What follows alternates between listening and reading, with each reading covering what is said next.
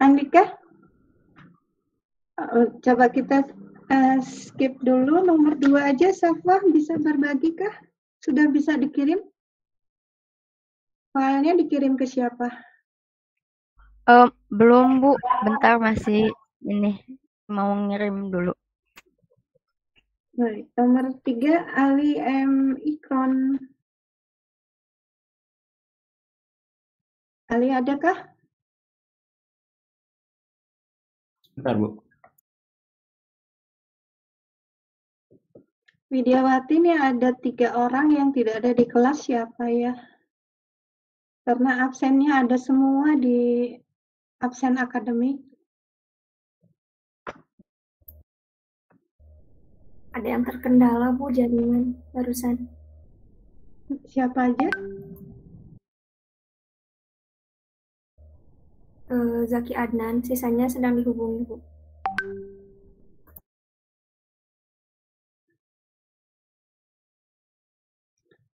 Oke, tadi siapa? Ali? Muhammad Ikram, ada? Ada, Bu. Sudah bisa share kah? Yang nomor 3, tugas nomor 3. Sebentar, Bu.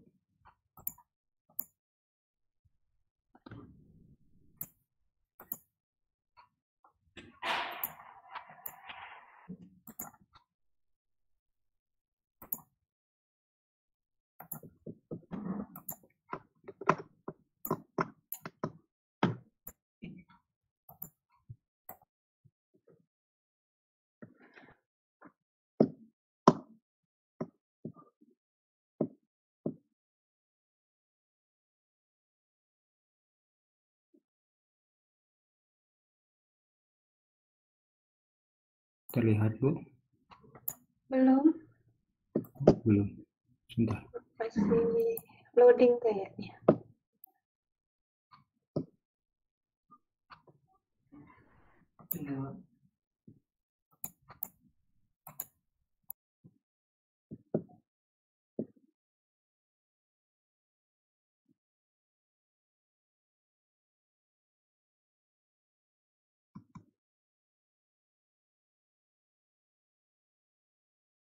Sudah ada, Bu. Belum, sebentar. Mungkin masih ini ya. Masih. Nah. Bisa Yang nomor 3. diperbesar. Bisa diperbesar nggak ya? Coba kanannya itu nah itu. Nah, gini, Bu.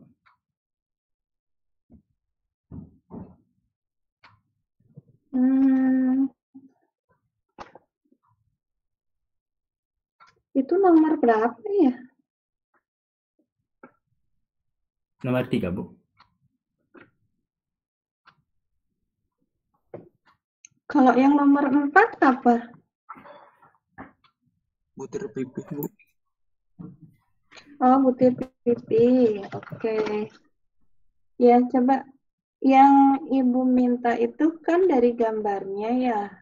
Oke, gambarnya kita lihat. Nah, terus kemudian saudara harus buat apanya itu? Ali.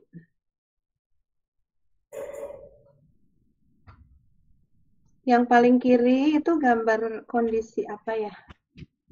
Paling kiri kondisi basah. Basah. Terus Ya. agak ke atas sedikit, bisa agak ke atas sedikit gambarnya. Nah, biar kelihatan. Ya. Terus berikutnya ada gambar jenuh permukaan kering, Bu. Jadi maksudnya gimana tuh? Jenuh permukaan kering. Yang jenuh yang mananya? Pori-porinya, Bu. Pori-pori yang mana? Yang ini, Bu. Kelihatan nggak ya?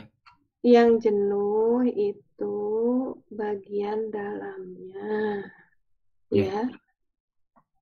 Yang permukaannya gimana? Permukaannya kering. Kering. Kan gambarnya itu udah beda tuh ya. Kalau sama yang basah itu di permukaan kan ada lapisannya gitu. Itu maksudnya kan menunjukkan air. Jadi tahu artinya bahwa jenuh permukaan kering itu yang jenuh bagian dalamnya, yang kering adalah Bagian luar. permukaannya. Ya. Kemudian kalau kering udara itu artinya Ada sedikit air di bagian dalam, Ibu. sedikit air di bagian dalam yang hilang. Ya. Iya. Nah, kalau yang kering oven, Kering di permukaan dan kering di bagian dalam, Bu. oke. Sekarang yang diminta kemarin apa coba? Yang diminta itu kan yang mana yang dimaksud dengan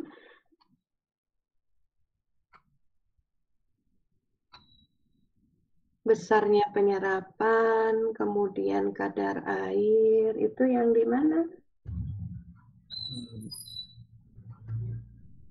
Jadi dari gambar itu harusnya dibuat anak panah tuh. Jadi kalau yang namanya kadar air itu dari kondisi mana ke mana. Kalau penyerapan itu dari kondisi yang mana ke mana gitu. Itu maksudnya kan? Oh iya, Bu. Ya. Ya, sementara di close dulu, tapi tahu ya nanti yang harus diperbaiki ya. Iya, Bu. Oke, terima kasih Ali. Bu, saya udah bisa, Bu. Ya, silakan Andika.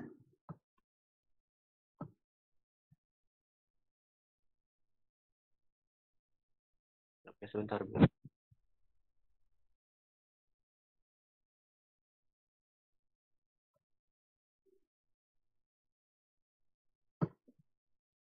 Sambil menunggu Andika, kira-kira ada tidak yang sudah berhasil membuat gambaran tentang tadi, kondisi kadar air tadi yang pakai anak panah?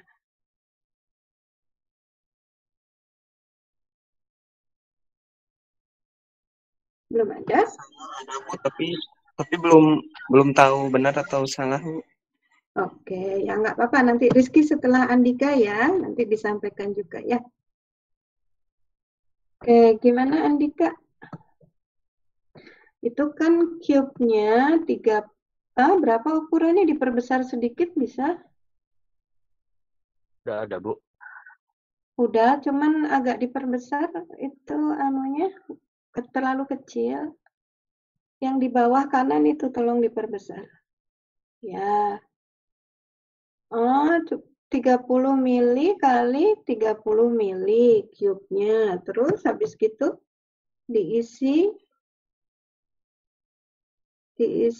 oleh butirannya, ukurannya berapa? 14 mili. Berapa diameternya?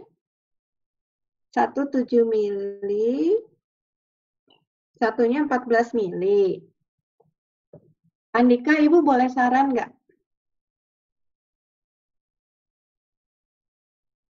Andika? Boleh, Bu. Oke. Kan tadi ngambilnya 30 mili ya. Iya. Coba dibuka, ke ataskan lagi. Coba di scroll ke atas. Salah ya, ke bawah ya. Nah, kalau Ibu boleh saran, ambil yang dimensinya itu pembaginya lebih mudah. Jadi kalau 30 mili yang kecil ambil 7,5.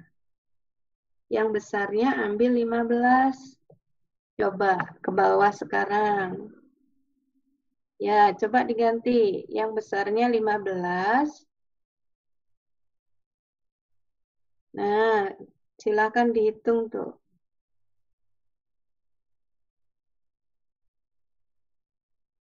Hitungannya bawahnya disesuaikannya. Oke. Luas permukaannya bisa diperbaiki. Yang diameter 15 berarti Ke atas lagi. Ke atas lagi. Scroll ke diameter yang besar dulu. Yang 15, Andika.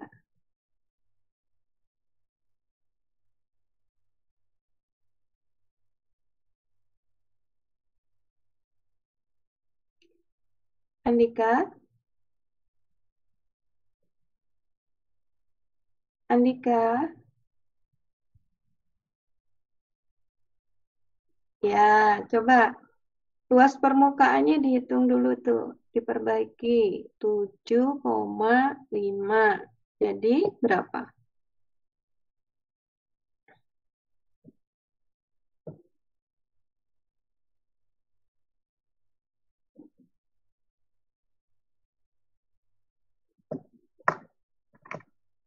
Ya Bu, ini maaf Hmm? sinyalnya. Nggak apa-apa. Di ini aja dulu. Temannya mungkin ada yang bisa itu keluar perhitungannya jadi berapa?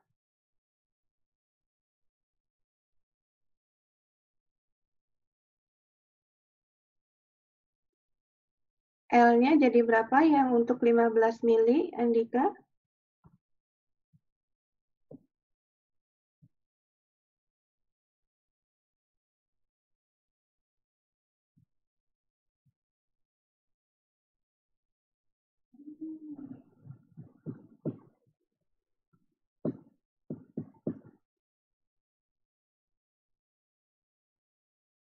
Sudah Bu, tapi ini di share screen-nya belum.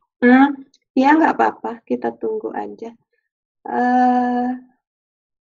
Lihat dulu, kalau dia diameternya 15, berarti 1 cube tuh isinya berapa butiran? Coba dicoret-coret aja di kertasnya sendiri. 1 cube jadi berapa butiran jumlahnya? Kalau diambil 15.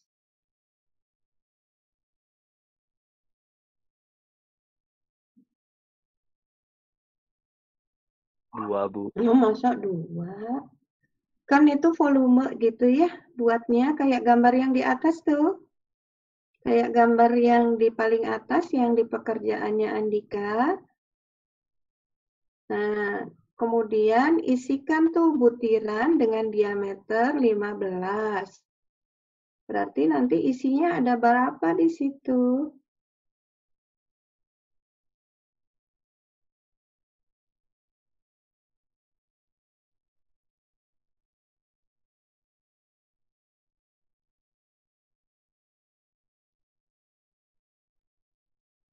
Ada yang bisa membantu Andika, berapa jumlah butirannya? Anwar Ubaidi ada nggak? Bu, maaf Bu, tadi putus-putus. Ibu tadi tanya jumlah butiran di dalam kotaknya Andika ada berapa kalau diameternya 15, Andika?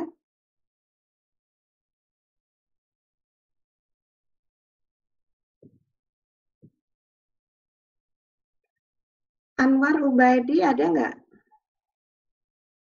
Ada Bu. Ya, Anwar coba coretan Anwar. Kalau gambarnya Andika tadi, dia buat cube, sisinya 30 mili masing-masing. Diisi dengan butiran diameter 15 mili. Jadi isinya di cube ada berapa butiran? Boleh dihitung sebentar Bu. Ya, silakan digambar aja, Bu. Ini mah gampang Bentar Bu. aja.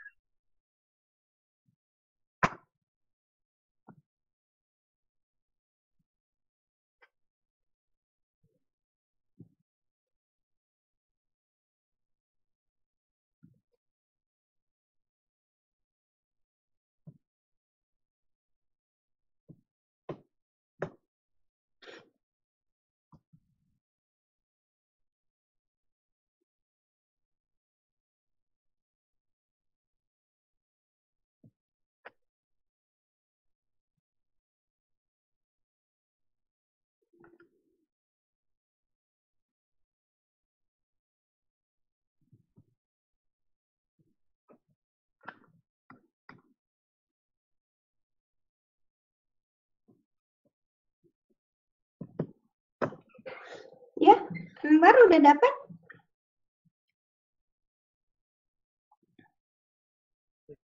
Belum, Bu.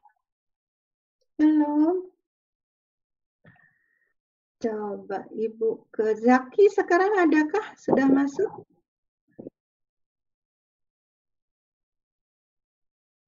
Zaki? Zaki Adnan, adakah?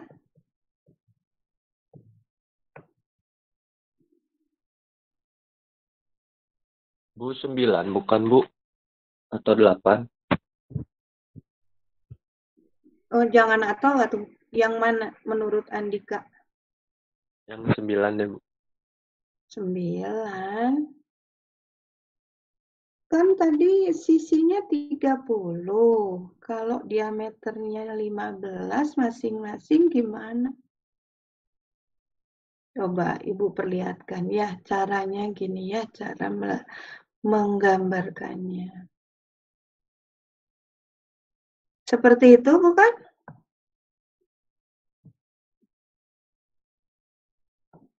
Iya, Bu. Jadi berapa isinya?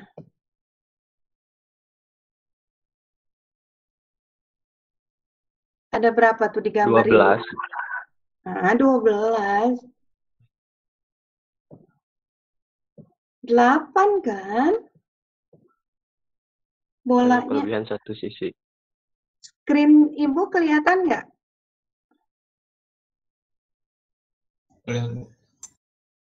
Screen Ibu bisa dilihat kah? Bisa, Bu. Bisa, Bu. Tuh, lihat kan? Ini kalau sisinya 30 ya atau 2D. Diisi butiran dengan 15 mili atau D. Berarti kan isinya 8 butiran. Ya nggak? Gambarnya jelaskah? Terlihat? Jelas, Bu. Oke. Artinya tadi yang dihitung Andika tuh baru satu tuh. 1 butiran. Kalau isinya 8, berarti harus dikalikan 8 nih yang baris ketiga.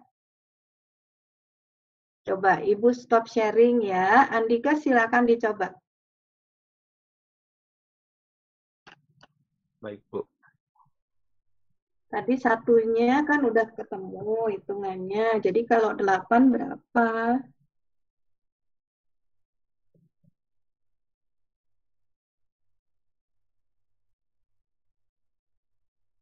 Bisa di-share lagi, Andika? Bisa, Bu. Ini lagi proses sinyalnya. Agak lemot.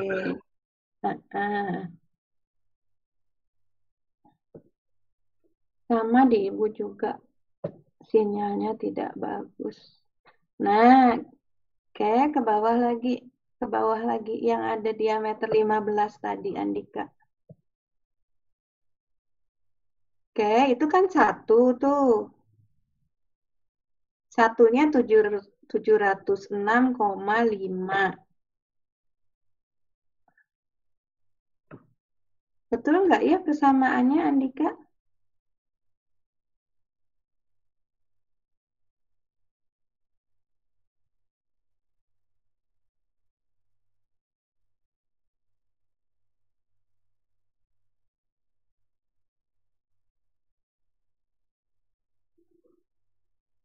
Andika? Betul, Bu. Sepertinya persamaannya salah itu. Bukan luas ya yang dicari itu bukan luas luas permukaannya. Persamaannya gimana?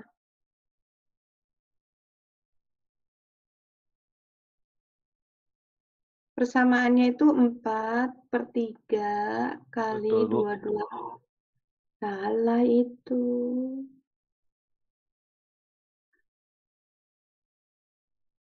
Coba ditulis. Kalau luas butiran, iya. Luas permukaan yang ditanya. Luas bidang permukaan, bukan luas butiran. 4 Paham kali ya? Pi kali R kuadrat. Itu luas apa?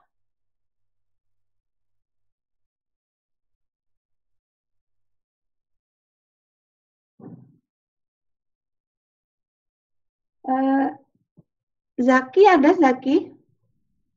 Belum ada? Yuni Jaya.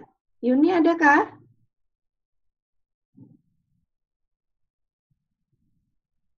Tidak ada Yuni. Maitri? Hadir, Bu. Maitri, persamaannya kalau Maitri apa? Luas permukaan. Luas permukaan, Bu. Rumusnya apa?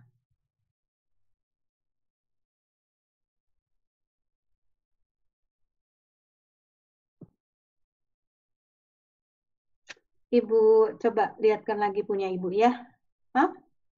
Bisa di stop dulu, Andika? Ibu akan perlihatkan punya Ibu.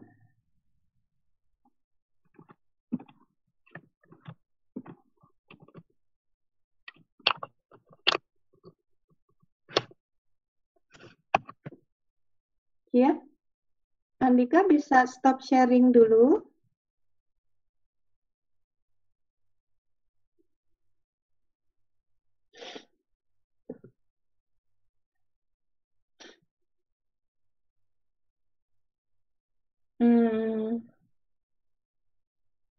Widiawati.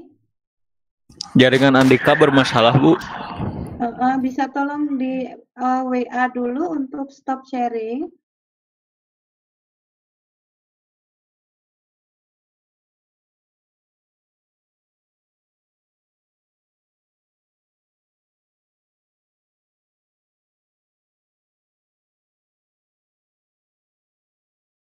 Oke, lihat punya Ibu nih ya, persamaannya.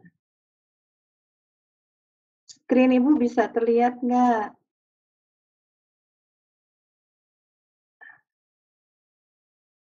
Screen Ibu bisa terlihat? Bisa, Bu. Bisa, Bu. Nih lihat persamaannya nih. 4/3 kali Pi kali setengah D pangkat 3.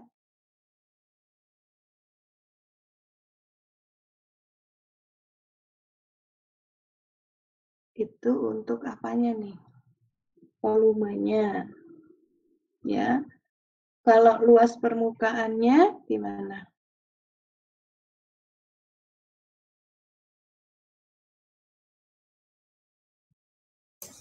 Empat pi r kuadrat, Bu. Oke, nanti dengan cara yang sama, saudara hitung ya. Dihitung kalau tadi misalnya Andika kebetulan tidak bisa memperlihatkan ininya. Kalau tadi 8 butiran berarti 8 kali ya. Nah, yang satunya tadi yang kecil itu kan diameternya 7,5. Berarti isinya bukan lagi 8. Kalau 7,5 berarti isinya 16 ya. Iya, Bu. 16. Berarti nanti satu butiran dikali luas permukaan sebanyak 16. Nah, saudara bandingkan tuh. Kalau diisi yang diisi diameternya 15, luas permukaannya berapa? Kalau diisi dengan diameter 7,5, luas permukaannya berapa? Dari situ saudara tahu perbedaan bahwa butiran yang halus itu bagaimana jika dibandingkan butiran yang kasar. Gitu ya. Nanti terlalu lama ini pembahasannya. Nanti kita coba lagi kalau ada waktu lebih. Nah, kita coba ke Rizky. Rizky, Baik, Bu. bisa share.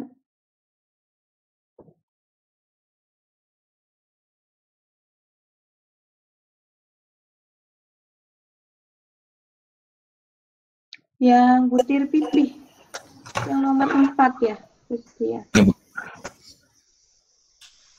Jadi di nomor 4 itu ada pertanyaan mengapa jumlah butir pipih dan panjang itu dibatasi.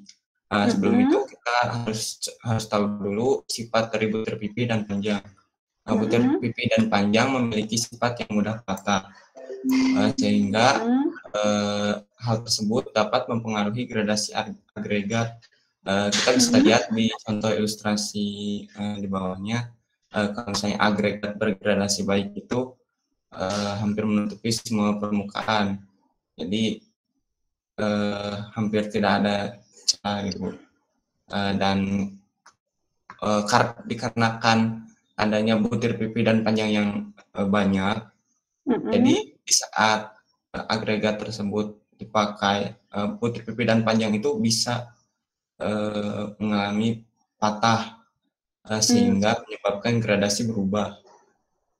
Jadi dalam agregat nanti terjadi peningkatan porositas yang mengurangi kekuatan beton. Bisa dilihat di sini, jadi tidak semua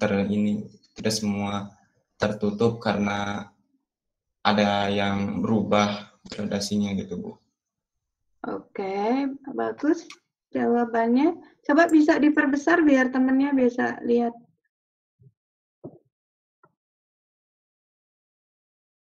Ya, jadi di gambarnya di sini yang dimaksud itu bahwa pipi panjang tadi bisa mudah patah, sehingga di gambar yang kedua itu mau menggambarkan yang patah tadi menjadi butiran yang lebih kecil gitu, Rizky ya? Ya, betul, Bu. Oke, mungkin nanti ditambahin narasinya sesuai dengan tadi apa yang disampaikan ya, itu ya? Baik, Bu.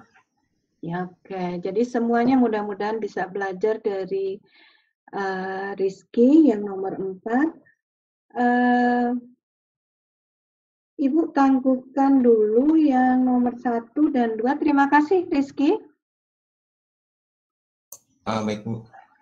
Terima kasih, Bu. Yang nomor 1 dan 2 kita tangguhkan dulu, nanti menunggu akses jaringan yang terkendala gitu ya. Tadi ada Andika yang masih terkendala, kemudian ada Safwah yang masih terkendala.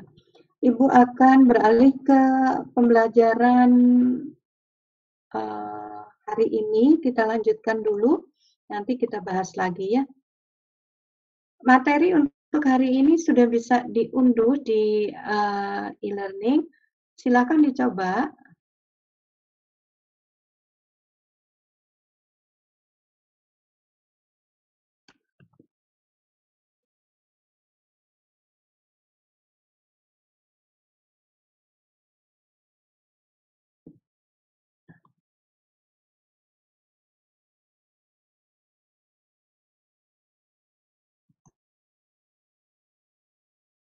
Ya, screen Ibu apakah sudah terlihat? Sudah, Bu. Oke. Jadi, minggu lalu itu kita bahas tentang gradasi gitu ya. Gradasi, nah gradasi itu kemarin kita pahami sebagai susunan butiran agregat ya. Susunan ukuran butiran agregat itu gradasi. Nah, bagaimana kemudian kita bisa memperoleh gradasi agregat tadi? Itu kalau di lab melalui pengujian yang namanya analisa ayak. Oh, sebentar Ibu lupa. Ini Ibu stop dulu. Ibu coba perlihatkan pengujiannya.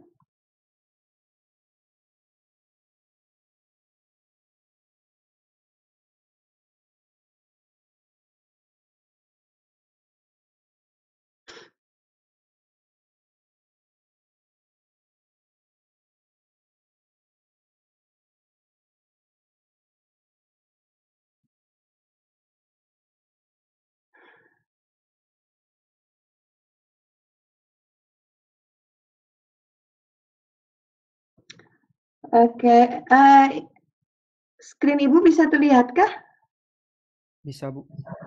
Ya, jadi kalau saudara lihat di screen saudara, ini adalah mesin mesin pengayak ya, atau shaker namanya. Jadi kalau saudara lihat di mesin ini ada susunan ayakan agregat gitu ya. Nah, kita coba lihat bagaimana alat ini dipakai. Today, we're going to demonstrate the dry sieving test method used to determine the particle size distribution of fine and coarse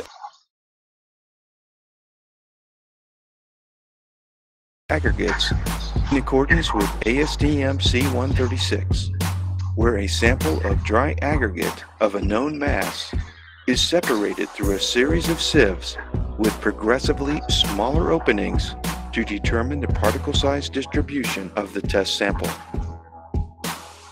The standard test method for sieve analysis of fine and coarse aggregates is used primarily to determine the grading of materials proposed for use as aggregates, and to determine the compliance of particle size distribution where applicable specifications are required, and to provide necessary data for quality control of production of various aggregate products and mixtures containing aggregates.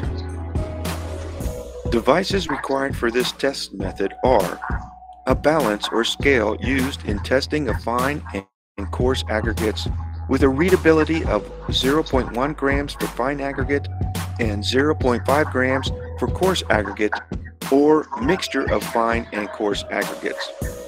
Test it. Jadi 0,1 dan 0,5 itu tingkat ketelitian timbangannya. That conform to ASTM E11 specifications. A mechanical sieving device to create motion of the particles to bounce, tumble, or otherwise turn as to present different orientations to the sieving surface. An oven of appropriate size capable of maintaining a uniform temperature of 110 degrees Celsius. A sieve brush, a sample container or pan, a sieve pan, a sieve stack cover, and a way to record and analyze your test findings. It is important to limit the quantity of test materials on any given sieve so that all particles have the opportunity to reach the sieve openings a number of times during sieving operations. For this demonstration, the bulk sample has already been reduced to an amount suitable for testing using the applicable procedures described in ASTM C702. Ya, yang saudara lihat itu sebelumnya apa yang disebut dengan sampling. Ini gambarnya yang di bawah nih ya. Alat sampling itu seperti ini. Jadi untuk mereduksi jumlah agregat yang dibutuhkan supaya apa? Nanti supaya agregatnya tidak melampaui batasan ayakan yang paling atas. Reach the sieve openings a number of times during sieving operations.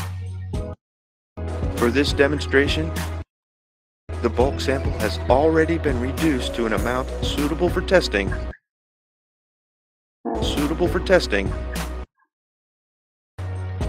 For this demonstration, the bulk sample. Lihat nih ya. Jadi yang dimaksud dengan tidak melebihi itu yang atas yang merah ini, makanya diberi tanda gini. Jadi pada saat kita masukkan material uji ke dalam susunan agregat, susunan ayakan, itu tidak boleh lebih dari batasannya gitu ya. Selain merusak, juga tidak akan memberikan kemampuan yang baik untuk shakernya. Nah, gambarnya yang dipakai itu yang diperbolehkan adalah yang dicentrang hijau yang di bawahnya itu ya. Has already been reduced to an amount suitable for testing using the applicable procedures described in. Nah, ini yang Yang dimaksud dengan alat untuk reduksi material ujinya supaya dia tidak terlalu banyak ya. Ini yang disebut dengan sampel splitter. ASTM C702. The procedure for standard test method for sieve analysis of fine and coarse aggregates, we first dry the test sample in an oven. Ya, material uji yang dipakai dalam pengujian ini kondisinya adalah kering oven. Jadi sebelum pengujian, sehari sebelumnya itu biasanya kita masukkan ke dalam oven dulu si materialnya, kemudian kita ovennya dalam suhu 110 plus minus 5 derajat Celcius. Itu ketentuan standar. Baru besok paginya kita keluarkan, setelah dingin baru kita pakai untuk pengujian. Itu maksud gambaran di video ini. Oven at a constant temperature of 110 degrees Celsius. Measure on a balance or scale the tare weight or unladen weight of your sample container or pan. Now put the test sample into the sample container and measure its. Ya, kalau sudah digetarkan atau di-shake si agregatnya tadi, maka butiran yang tertinggal di masing-masing ayakan itu kita timbang. Jadi kalau saudara lihat tadi sebelum menimbang agregatnya, kita harus tahu dulu berat pan-nya atau wadahnya gitu. Atau jalan kedua, saudara letakkan pen tadi di atas timbangan, kemudian timbangan diposisikan 0. Itu bisa dua cara seperti itu, sehingga pada saat kemudian material yang tertinggal di atas masing-masing ayakan kita masukkan ke dalam pen, itu betul-betul menunjukkan jumlah agregat yang tertahan di ayakan. Gross weight. Next, select test sieves with suitable openings to furnish enough information required. Apa yang dimaksud select the sieve? Jadi memilih ayakan itu seperti minggu lalu Ibu sampaikan pada saat saudara memilih ayakan harus sesuai dengan standar yang akan diacu atau digunakan. Kalau pakainya ASTM berarti susunan ayakannya sesuai dengan ketentuan ASTM, atau kalau misalnya SNI kita pakai sesuai SNI. Itu yang dimaksud dengan select the sieve sesuai kemudian dengan urutan ayakan masing-masing standar yang dipakai. By the specifications covering the material being tested. Sebentar Ibu. Nest the sieves in order of. Ibu hentikan di sini dulu ya, karena Ibu harus isi berita acara. Widyawati, apakah sudah dikirimkan? Oke.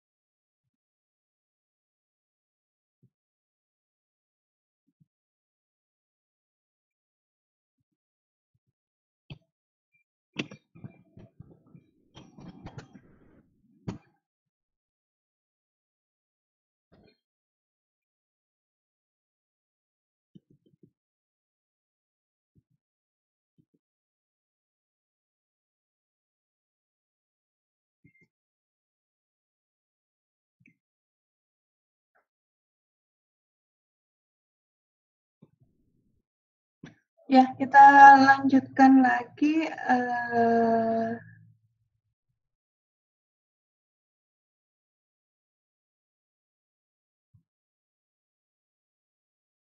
Videonya tadi. Screen Ibu apakah masih bisa dilihat? Masih, Bu. Oke.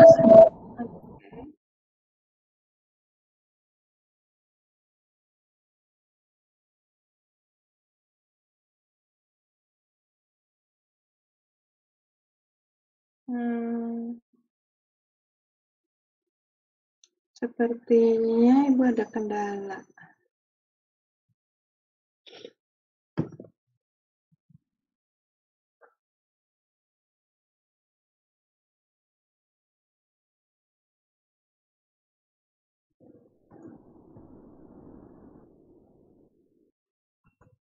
Decreasing size openings from top to bottom. Today, we're using Gilson 8-inch ASTM E11 stainless steel compliance grade test sieves. Place the sieve stack onto a sieve pan. Now place the test sample onto the top sieve and then cap the stack with a sieve cover. Agitate the sieves by means of a mechanical sieving apparatus for a sufficient period of time so that not more than 1% by mass of the material retained on any individual sieve will pass that sieve during 1 minute of continuous sieving. For this demonstration, we are using the Gilson SS15 mechanical sieve shaker. The SS15 delivers superior accuracy and reliability for particle separations by combining a back and forth lateral motion with an up and down and tilting motion, which causes test material to travel in an orbital direction on the sieve surface. Once sieving has completed its course, measure and record the mass weight of each sample size increment on a scale or balance to the nearest 0.1 gram. Repeat this process for each sieve and the sieve pan. The total mass of the sieve sample should match closely with the original mass of the test sample before sieving. If the amount differs by more than 0.3% based on the original dry sample mass, then the results should not be used and the test should be repeated. In recording the mass of each sample size and determining the gross test sample mass, you should include the total percentage of material passing each sieve and/or the mass of the material retained on each test sieve and pan and/or the percentage of material retained passing consecutive sieves. Now you have all the information needed to determine the particle size distribution of the test sample, and in doing so, determine the particle size distribution of the bulk sample for aggregate uses and mixtures. Iya, jadi itu gambaran pengujian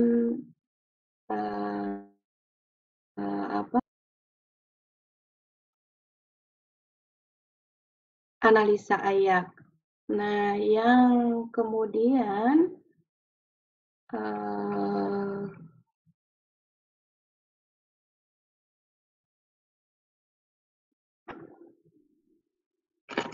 nanti kalau saudara sudah selesai belajar, saudara bisa melihat video tadi berulang-ulang jika memang diperlukan dari e-learning juga, ya. Oke, kita lihat kemudian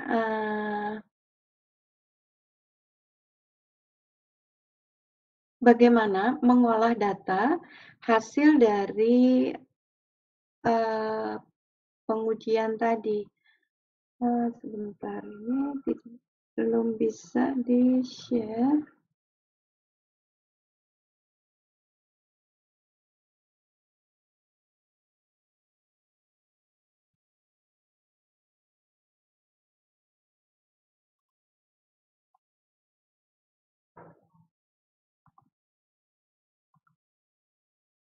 Ya, kita pakai ininya, apa namanya, materi yang dari e-learning yang saudara unduh, sudah bisa diambil kah? Sudah, Bu. Sudah, Bu. Sudah, Bu. Oke, kita lihat bersama-sama ini slide 2 ya, slide 2 dari materi saudara. Jadi kalau setelah pengujian tadi dilakukan sesuai video yang kita lihat, yang kita dapatkan tuh nanti ini yang di kolom 2, berat tertahan di masing-masing ayakan. Ini hasilnya.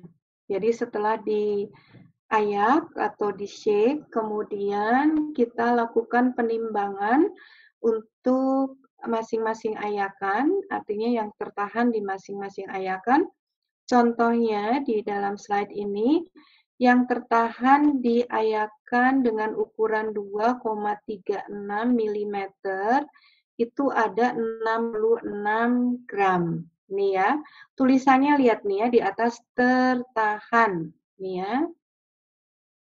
Kemudian yang kita isi di sini beratnya dalam gram. Demikian seterusnya kita lakukan untuk masing-masing ukuran ayakan. Kalau di sini saudara lihat 1,18, 0,6, 0,3, 0,15, 0,075. Susunan ayakan ini milik siapa? Milik ketentuan ASTM. Lihat ini di sini nih, ASTM C33. Terlihatkah speknya? Terlihat. Ada di 2 kolom terakhir, ada di bagian atas ada tulisan spek ASTM C33. Terlihat ya?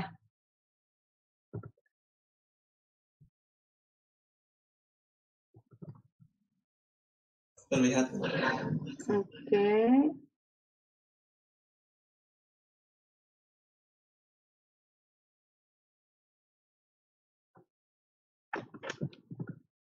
Oke. Nah, kita lihat sekarang kolom ketiga nih. Di kolom ketiga, lihat kursor Ibu ya. Kolom ketiga di sini masih menunjukkan berat tertahan, tetapi ada tulisan di sini 2 Romawi ya.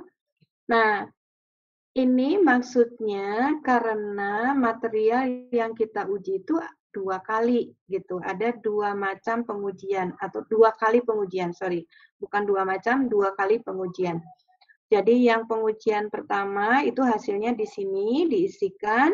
Kemudian kalau kita nguji lagi, kemudian dengan cara yang sama kita timbang di masing-masing ayakan, hasilnya ada di sini. Di kolom ketiga. Tetapi kalau kita ngujinya cuma 1 saja, berarti ini tidak ada isinya ya, tidak perlu ada isinya. Ini ada isinya karena 2 kali pengujian.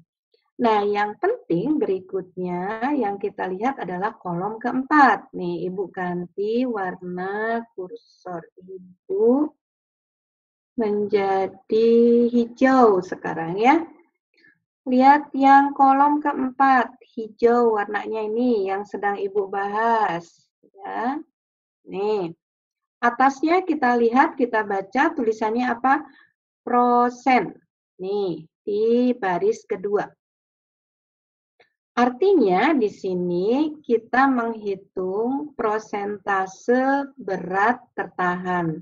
Karena di atasnya masih tertahan nih, di atas apa? Di atas tulisan prosen ini.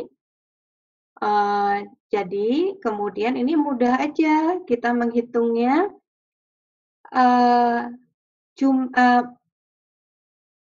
Berat tertahan di masing-masing ayakan ini kita jumlahkan dulu nih. 66 ditambah 116 ditambah 134 ditambah 137,8 ditambah 53,6 ditambah 52,8. Ada yang bisa membantu menjumlahkan? Sania? Sania adakah? Ada, Bu. Sania bisa ditolong membantu menjumlahkan itu berapa? 66 ditambah 116 5,6 ya, ya.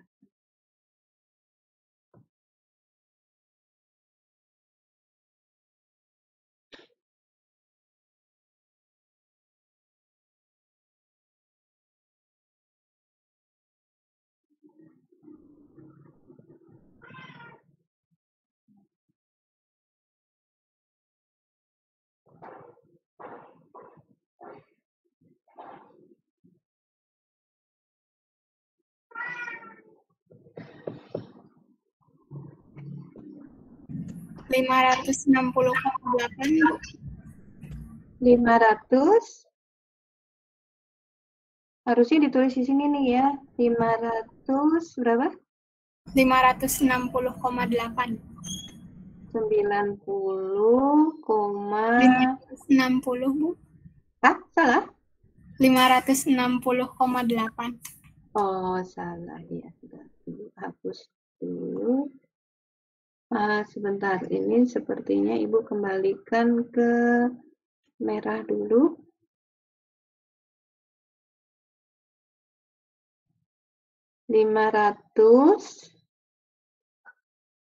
Ya, 60. 560,8. 0,8. Oke, kita tahu jumlahnya. Nah, Sania masih coba dengan Ibu. Coba Sania kemudian cek perhitungannya di ayakan 2,36 nih ya. 2,36 yang tertahan 66 gram ya. Totalnya 560,8. Jadi prosentasenya coba dihitung, Sania.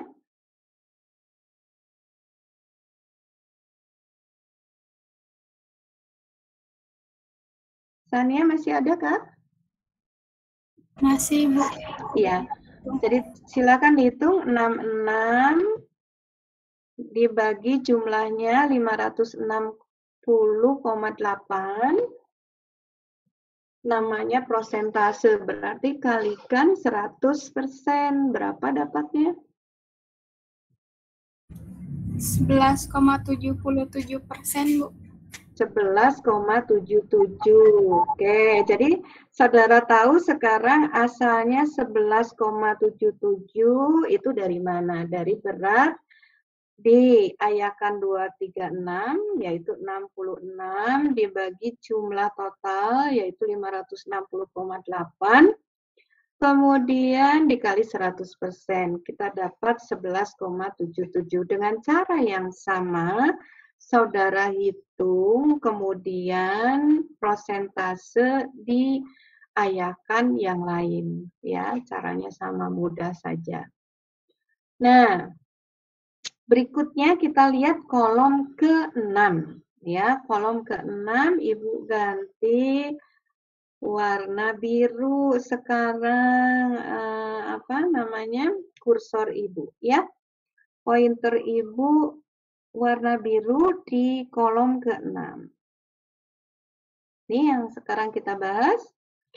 Atasnya apa di sini di baris ketiga menunjukkan rata-rata ya. Karena tadi kita melakukan 2 kali pengujian, berarti kita menghitung 2 kali prosentase, artinya kemudian kita harus mencari rata-ratanya.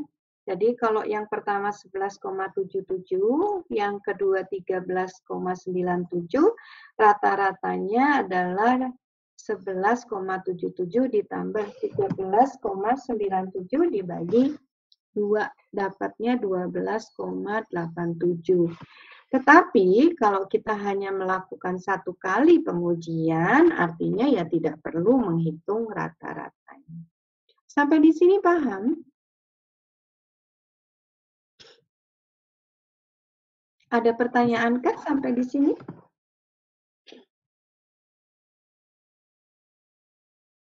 Ibu izin bertanya. Iya, silakan. Untuk pengujian kedua tuh satu bahan yang sama? Iya, satu bahan yang sama. Tetapi biasanya begini, kalau kita ingin meyakinkan hasil pengujian kita, itu biasanya kita lakukan pengujian 2 kali gitu. Tapi tidak harus gitu ya. Jadi tadi betul pertanyaannya material yang sama. Gitu? Baik, Bu. Ada lagi yang bertanya? Ibu izin bertanya. Iya, silakan. Jadi Bu, walaupun pengujian pertama sama keduanya itu hasilnya lumayan jauh, kayak di yang contoh itu tetap dikata-katain ya Bu? Tetap, karena apa? Karena jumlah jumlah materialnya nanti juga akan menentukan prosentasenya. Jadi kalau saudara lihat nih ya di kolom kelima misalnya ya, lihat kolom kelima. Pada saat kita hitung prosentasenya ini ya memang berbeda gitu, tetapi kenapa bisa terjadi seperti ini? Karena pengambilan asalnya, jadi misalnya nih ya, Ibu gambarkan ya, misalnya nih Ibu punya setumpuk material, ini ya, tumpuk material. Yang satu, nih yang pengujian pertama nih ya, Ibu mau ngambilnya dari bagian sini, yang pertama, dan bagian yang sini misalnya, ya. Itu pengujian pertama. Kemudian karena rasanya ini nanti tidak meyakinkan karena pengambilannya kurang merata. Ibu lakukan lagi pengujian tapi ngambil materialnya dari bagian sini. Ini yang pengujian kedua. Jadi kenapa bisa berbeda? Itu karena tempat pengambilannya yang berbeda walaupun materialnya sama. Ya, contoh lain misalnya, Ibu punya 4 karung agregat. Materialnya sama nih, karungnya aja yang kebetulan ada 4 gitu ya. Nah, yang pengujian pertama itu kita ambil dari karung 1 dan 2 misalnya gitu. Ini untuk pengujian pertama. Kemudian yang pengujian kedua kita ambil dari karung ketiga dan keempat. Gitu. Itu jadi walaupun materialnya sama tapi yang masuk itu karena tempat ngambilnya asal ngambilnya berbeda, kemungkinannya seperti itu. Bisa dipahami? Bisa Bu, terima kasih Bu. Ya, baik. Ada lagi pertanyaan? Bu ingin memastikan aja Bu, jadi ini tuh bukan yang udah diayak lagi gitu? Enggak. Oke, baik Bu, terima kasih. Jadi material yang kita ayak itu tadi berbeda. Ini karena yang pertama ini tadi kan kalau gambaran Ibu yang ini yang tempat di sini dan di sini ngambilnya kemudian kita ayak. Oh, ternyata dia dapatnya seperti ini nih. Hasilnya yang di kolom kedua misalnya gitu. Tapi pada saat Ibu ngambil di tempat yang berbeda, yang ini, yang tempat yang berbeda ini, ternyata hasilnya seperti ini. Walaupun itu materialnya sama, karena tumpukannya sama. Gitu ya? Paham ya? Bisa dipahami kah? Baik, Bu. Terima kasih. Ya, sama-sama. Masih ada pertanyaan? Oke. Jika tidak, kita lanjutkan pembahasan ke kolom ke-7. Ibu ganti nih warna apa ya? Warna ungu. Kolom ke-7 itu ada di sini. Ya, sekarang yang kita lihat, pointer Ibu warnanya ungu. Ya, kolom ke-7.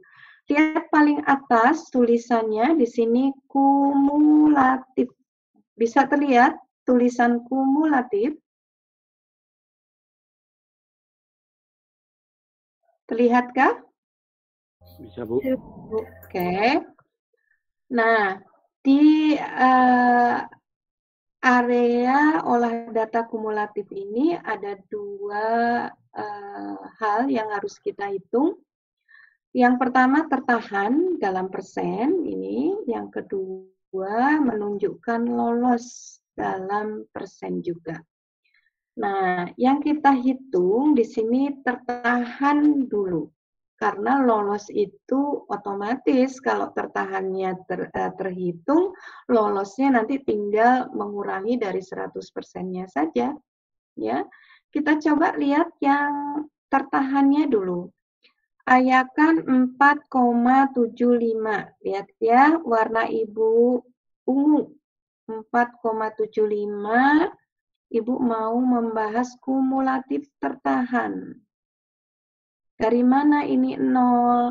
0 itu Ibu dapatkan dari sini nih. Angka yang ada di kolom 6 itu Ibu pindahkan ke kanan. Paham sampai di sini? Paham, Bu. Oke, jadi angka di kolom ke-6 Ibu pindahkan di kanan. Oke. Berikutnya, di baris berikutnya untuk ayakan 2,36, untuk ayakan 236 masih yang ungu yang dilihat, ada angka 12,87. Nah, karena yang mau kita hitung ini kumulatif, maka 0 di kanan, di ayakan sebelumnya, itu kita tambahkan dengan angka 12,87 di kolom sebelumnya, kemudian kita letakkan di sini. Ya. Jadi 0 sekali lagi dari sini, dari yang atasnya ditambah 12,87. Lihat panah yang Ibu berikan di slide. Kemudian Ibu pindahkan di kanan 12,87. Dengan cara yang sama, jika 12,87 itu Ibu tambahkan angka 233 di kiri, maka Ibu akan dapatkan 33,2 di kanan. Terus seperti itu, tambahkan 24,29, kemudian kita letakkan di kanan, di sini dapatnya 57,49. Terus kita lakukan dengan cara yang sama, maka kemudian di akhir akan kita dapatkan nilainya tentunya harus 100. Ya. Sampai di sini ada pertanyaan. Bagaimana menghitung kumulatif? Ada pertanyaan? Apakah cukup jelas?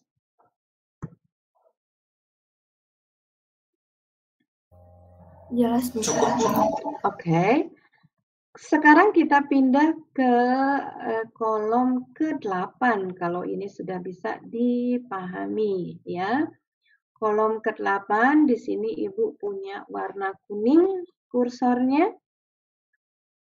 Jadi kalau di kolom ke-8 di sini yang harus kita dapatkan adalah persen lolos, maka karena jumlah lolos dan tertahan itu 100, kalau tertahannya 0, pasti lolosnya 100. Sekarang berikutnya di bawahnya, jika tertahannya angkanya 12,87 kumulatifnya, artinya lolos kumulatifnya 100 dikurangi 12,87 adalah 87,13. Begitu seterusnya. Ya, jadi itu mudah saja.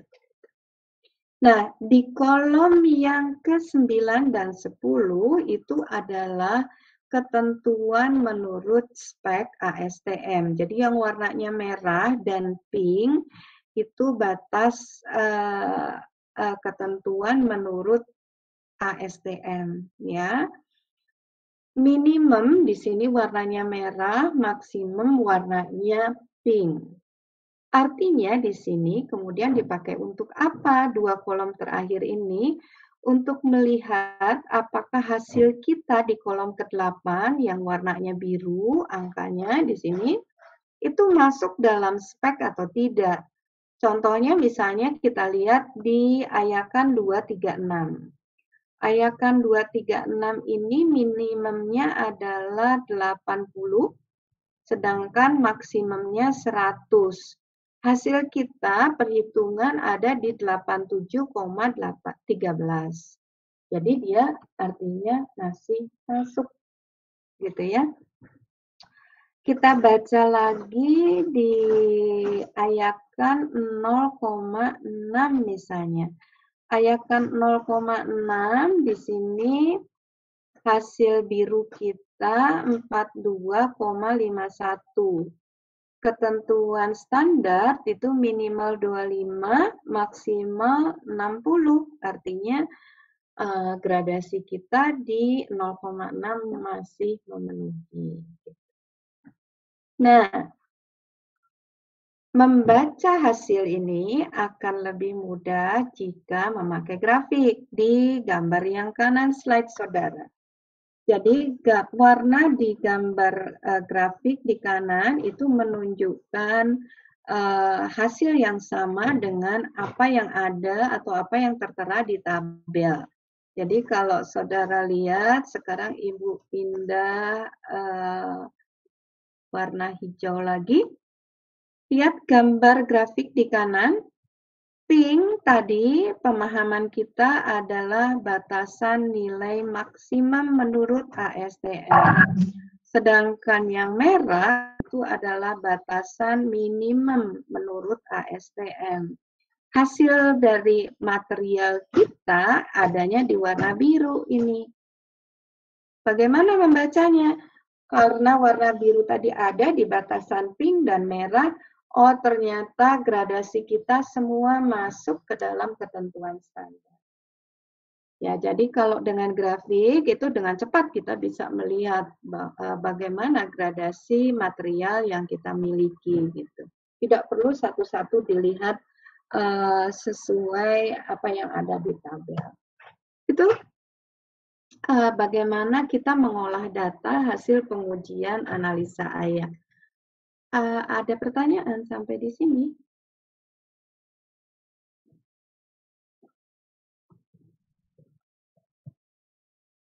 Ada pertanyaankah? Atau cukup jelas? Bu jadi bertanya. Ya, silakan. Kalau ada salah satu itu yang nggak lolos, gimana, Bu? Kita memberikan narasi kemudian bahwa gradasi tidak memenuhi ketentuan spek ASTM C33. Itu hasil pengujiannya ya. Kesimpulannya seperti itu.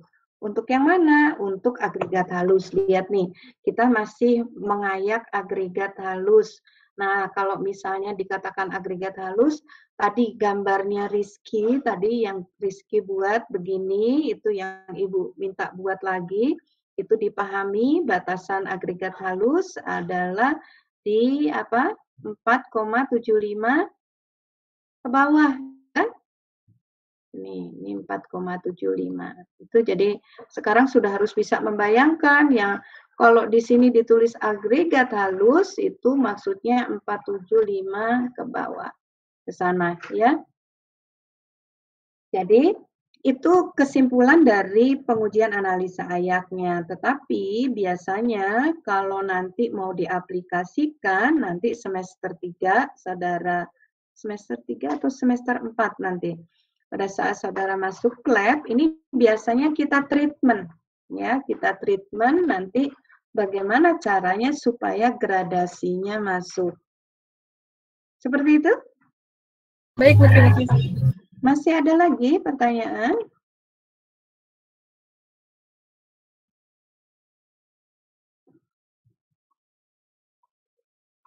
Ya, jika tidak ada atau cukup jelas, di slide berikutnya itu yang saudara lihat adalah contoh pengujian agregat kasar. Cara menghitungnya sama, ya.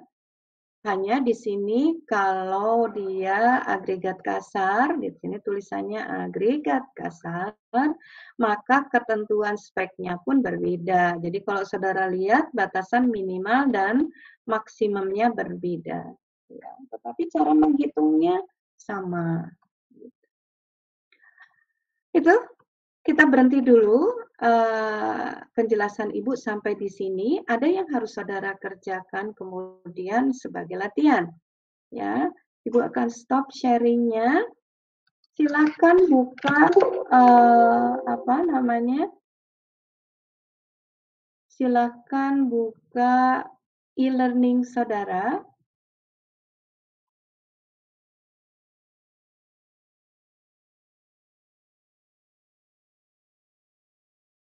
Kemudian di situ ada latihan olah data hasil analisa ayat.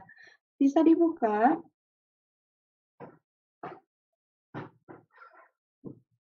Sedang dicoba.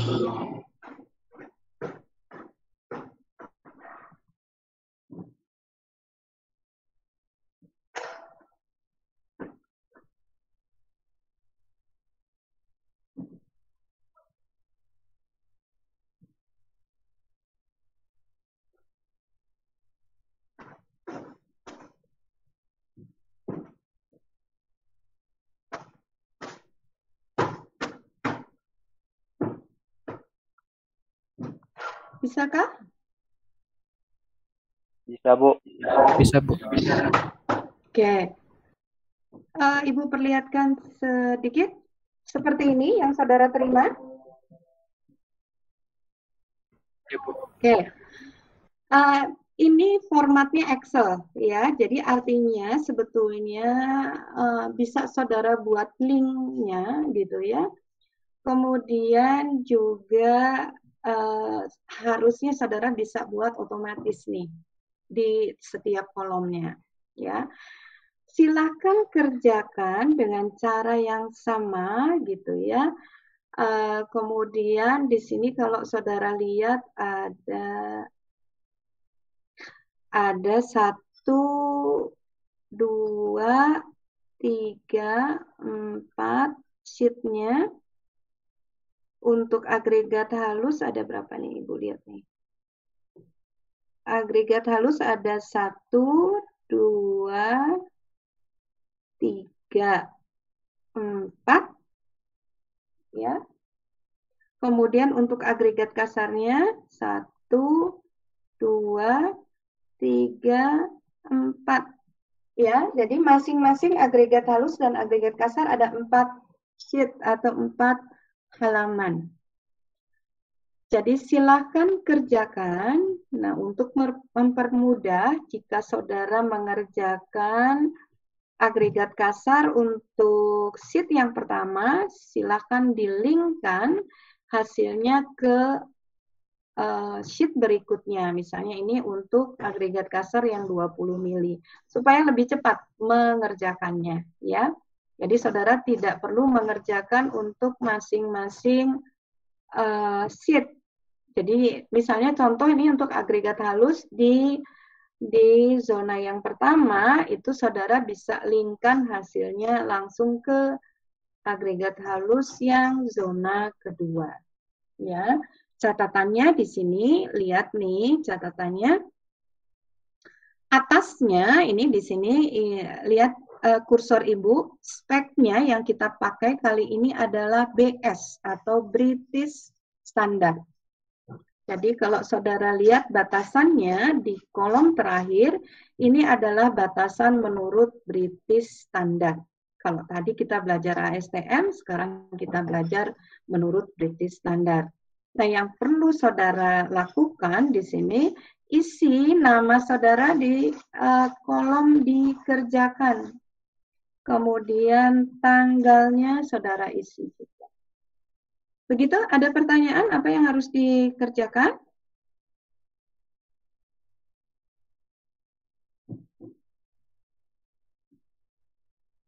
Ada pertanyaan?